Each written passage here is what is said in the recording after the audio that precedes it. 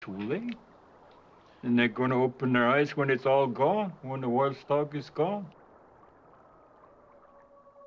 And my time, very early, way in 40s, seeing all kinds of whales and everything out there. Ocean was so lively, you could see just about anything you wanted to. Whales and whales. And there was a fish called bilgert, just like a herring. Just like a herring. And these whales were feeding on them. They just come up, you could see all the herrings just dumping in their mouth. And there was acres of this, acres of bilgerts all over the place. But what happened? The Europeans overfished it. They cleaned it out and disappeared, and there's not even one bilgert left in the ocean. They moved to a different country.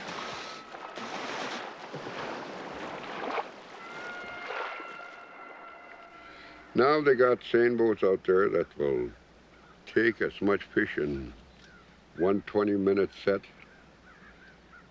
as any of our people will take in 20 years. 40 years ago, they were fishing 7 days a week, 24 hours a day. Now, you fish for 8 hours, and that's it. No fish.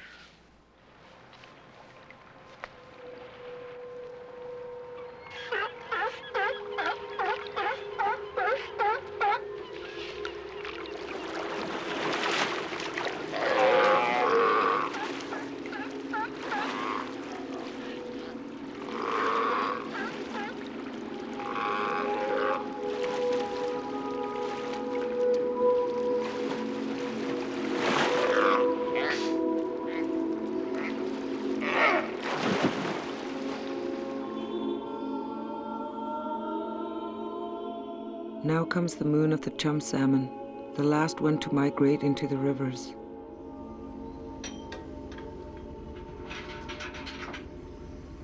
Strong southeastern winds would soon rise, bringing bad weather.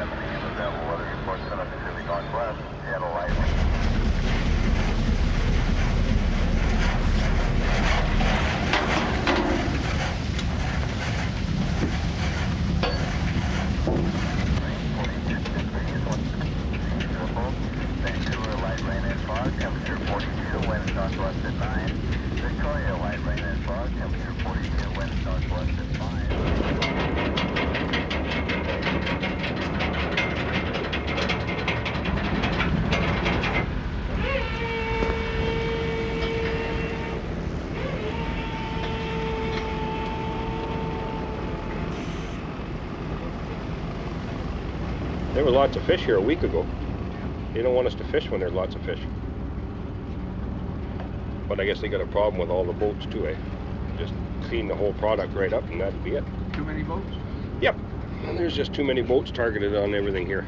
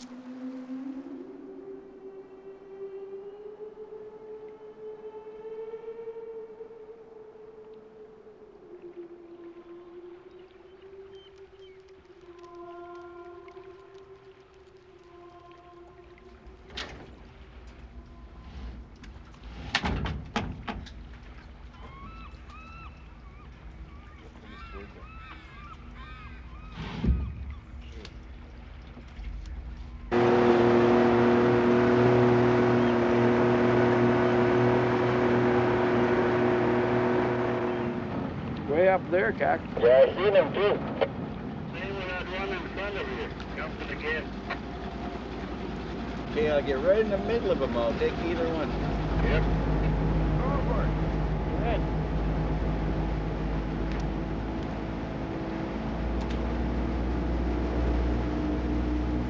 He's going to set his net towards the sun. He's going to let the end go here, and he's going to go around, come right around, and go right back to that end. When he starts to pull, and the fish will get scared of the boat, and they'll go towards the sun, and they'll hit the net. They won't see it because they're blinded by the sun. I shouldn't be telling you this as a poacher's technique that I'm telling you.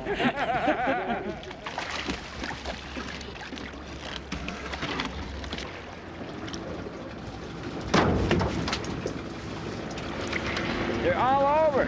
All over. Yeah.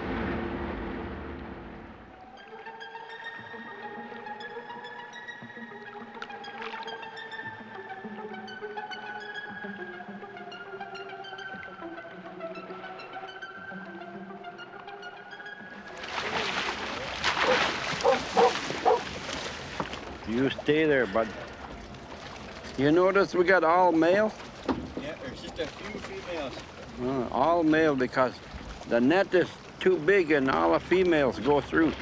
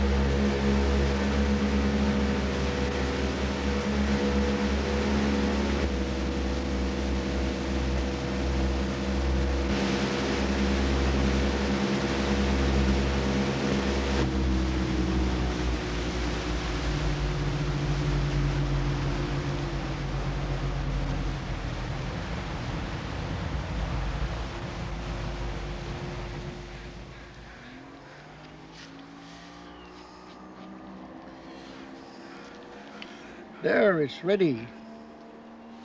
Ready for hanging. What you're going to experience now is the hanging.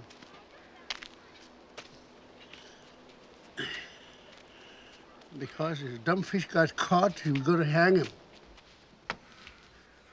In a day and a half to 2 days, they can be taken down to be half smoked. I want to come up here.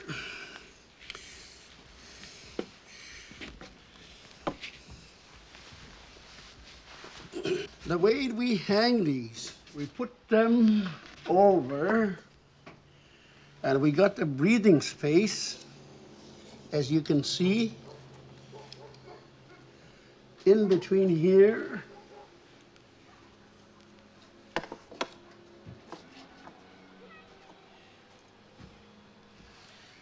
Because if they get a little too close, and there we are. We are doing part of the fish again, which is called the spines. Anyone at all that knows anything about the fish that we've hung up over here, it's the bones that make a different taste when you boil them. These are going to be half smoked. This is a real Indian delicacy, this kind of smoked fish. It's really something that we really thrive on, this kind of bones.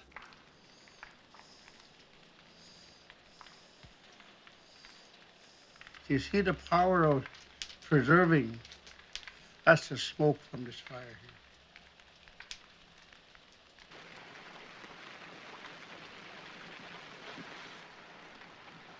The moon for this time of the year is called Shaker of Leaves.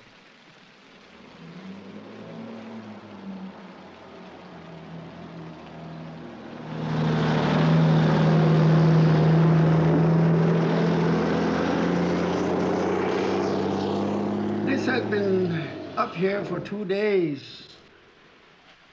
It can be preserved. This can keep for a full year if fully dried. And our people use these. They got boxes and boxes, not only for themselves, but to share with the other people from different tribes. Just to show, oh, we got something very dear in our land. Our piece of land contains some of the richest kind of fish there is. And here it is. I want you to share that with me. This is what I'm going to have for supper tonight, and it's going to be good.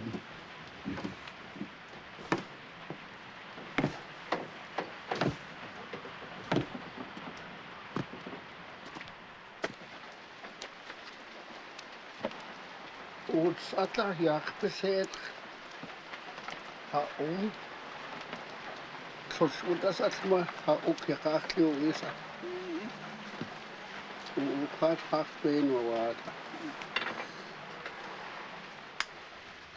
We are trying to revive some of the lost things of today because of the hardships. The young people of today face a greater danger of losing all the cultures that we Indians have. They said we no longer have a right to the resources out in the bay, which our ancestors for thousands of years used. They were at the beginning of time when the Creator put us in His land. We're the exclusive owners of the resource. The government of Canada, this government and the previous governments have made darn sure that our people are afraid to say they have a fishing right.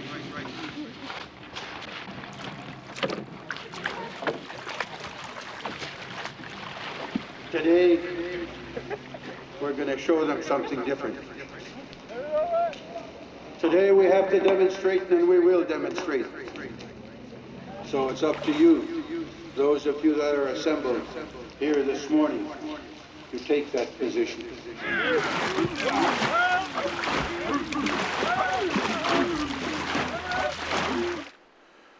Our side of the story has never really been told, and the difficulty in trying to explain that side seems to me it's illegal for us to tell it.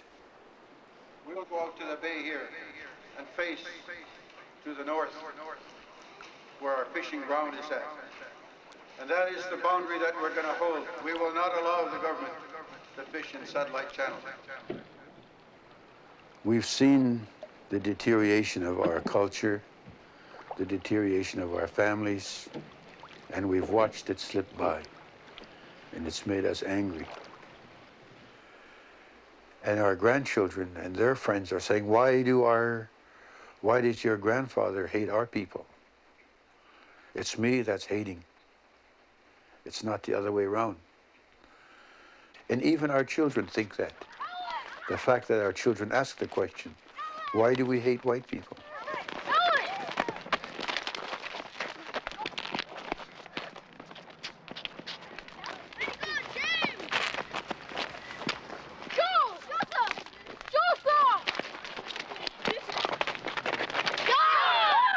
When I tell my grandson or any one of my grandchildren, look, I'm not angry at your white friends and your children, your other friends in school. I'm not angry at them. I'm angry at the way we're being treated as a people. The history of our people is what we're angry about. We don't like being beggars in our own land. The salmon were taught to read the minds of the native people. They were on the same level, it's an energy all around us. The native people journeyed with the salmon when they went up to spawn. Not their bodies went, but their souls.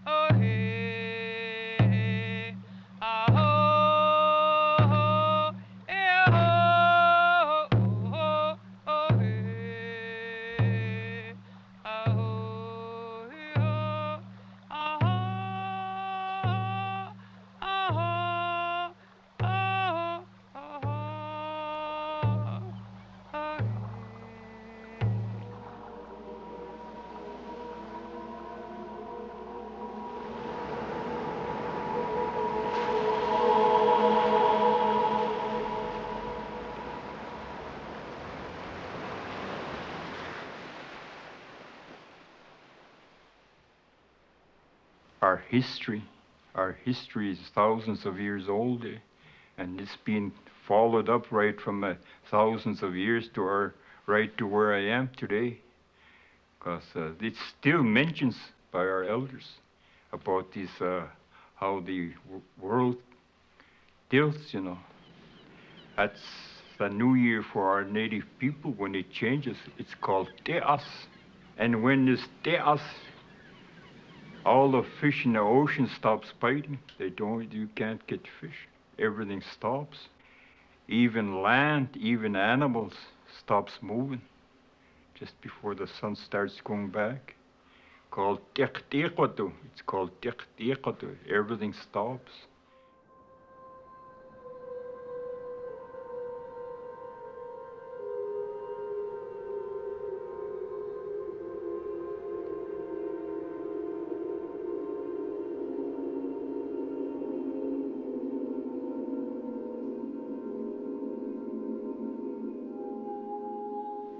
The tilt of the earth, how far the water, and the only thing he omitted was, you look at the mountains. If you have no snow on the mountains, that's going to be a hard year for fishing in different species. But if there's lots of snow, our ancestors thousands of years ago, they were depending on the sea and ocean with fish because they wanted to know what was coming. Same with these fishing territories. There's one called Kooltsaus. How did they found Kooltsaus out there? It was by spiritual way. It was by dream, or it might have been a message for a bird or something that the fish, there was fish out there. They had fishes of some kind to tell them where to fish. So they went out there and they found lots of halibut. They claim that they used to fill up 4 big 40-foot canoes, fill it up.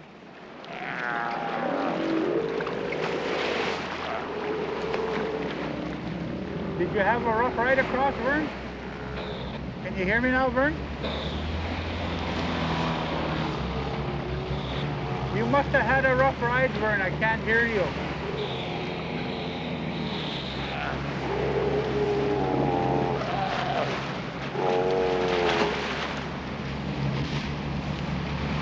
Very rough day today. Mark sounded harsh today. I'm going to go around the corner here, Vern, and we'll see you there if you can hear me. I'll be around the bend here.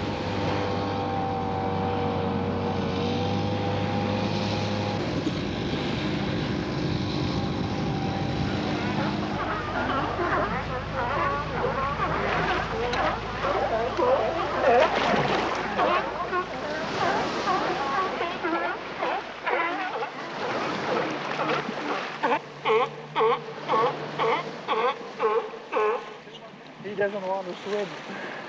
The water's too cold today.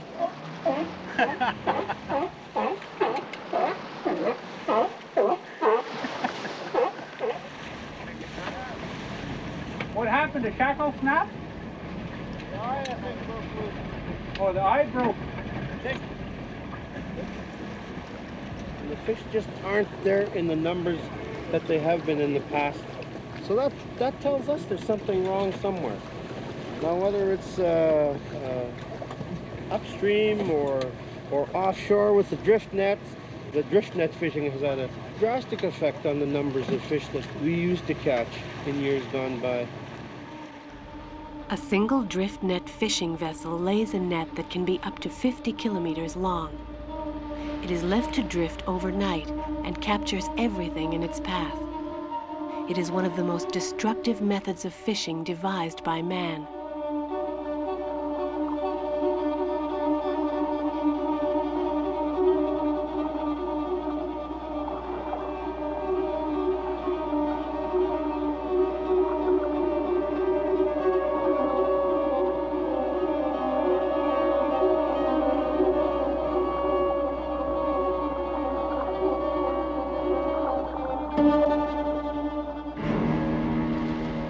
Drift netting was a covert operation until 1988, when it was banned by an international treaty.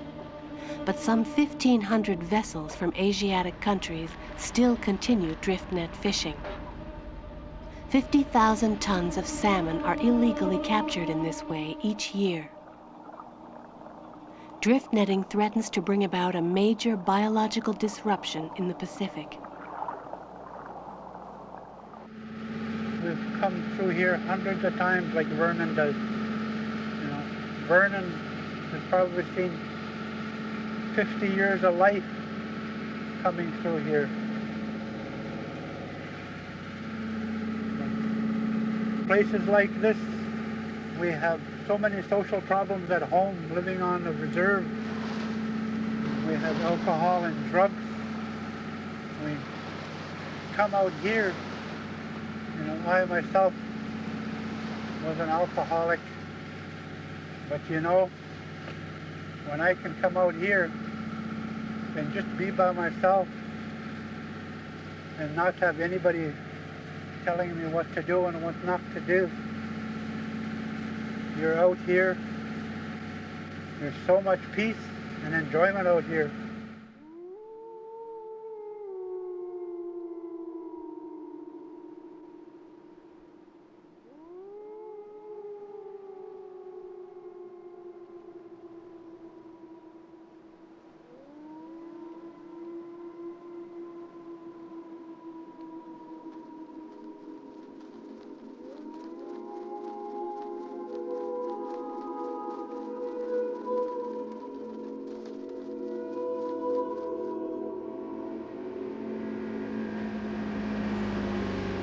Look at the oysters down here. Food. You just look in the water and you see the food. Maybe we'll have a McDonald's in behind the longhouses, I don't know. We've talked about this, you know. I mean, to start up something here like that, a longhouse, a place to take people and say, okay, this is how we berry picked. This is how we harvested fish in the rivers. And this is how we got place here where we pick grass to make baskets, you know. There's just so much we can do, so much. I always tell a kid, hey, the sky is the limit. The sky is the limit.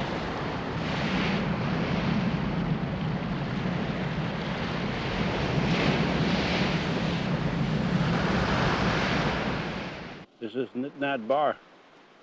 This is a dangerous bar. Taking a lot of lives here. Over there to the right, that little narrow passage known as Canoe Pass. That big rock in the middle known as Sawtooth. Got a lot of boats, that rock.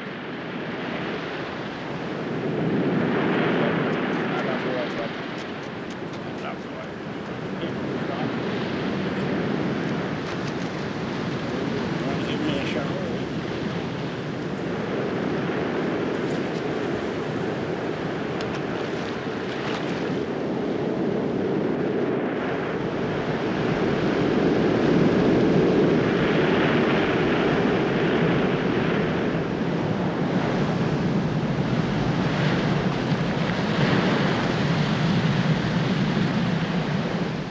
Very treacherous waters, especially the way the tide's running out, waves coming in, just turning, never stops.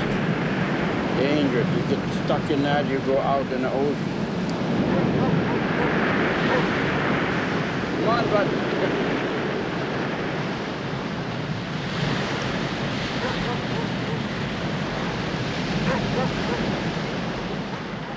One time, my mother told me about 28 people died here one day, December, in the 1930s somewhere.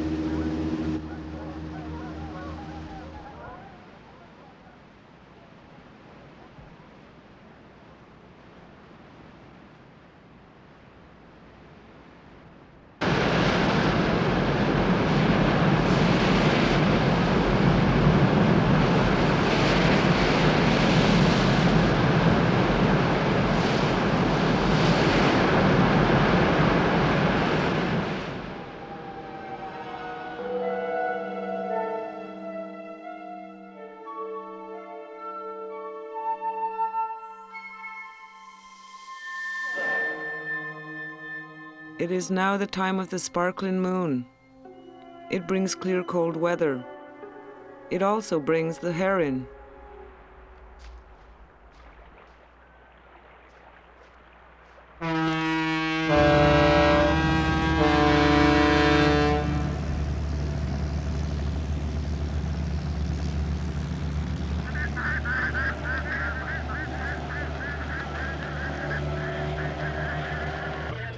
Morning, the commercial fishing fleet on the west coast of Vancouver Island. This is the Fisheries Patrol Vessel Tanu with the roll herring update for March the 9th. Commencing with Area 23 on Barkley Sound. Stock assessment this morning indicates 15,000 tons. That's 15,000 tons. And we'll be continuing stock assessment throughout the west side of Barkley here as the day goes on. It's a shared responsibility now. We have a co-management system where the responsibility for the success of the fishery is shared between the government fish management people, ourselves, and the industry people that benefit. It's a co-management system.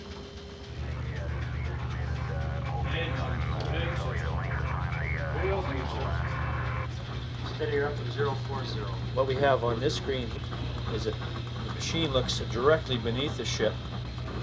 What we would call a bit of a haystack of fish sitting on the bottom of the ocean. Maybe 50 tons in this one little school that's sitting on the screen there.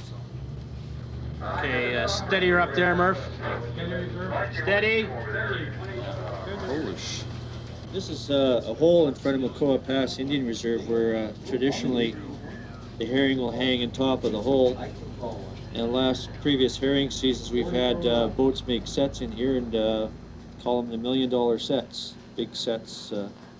with a lot of money.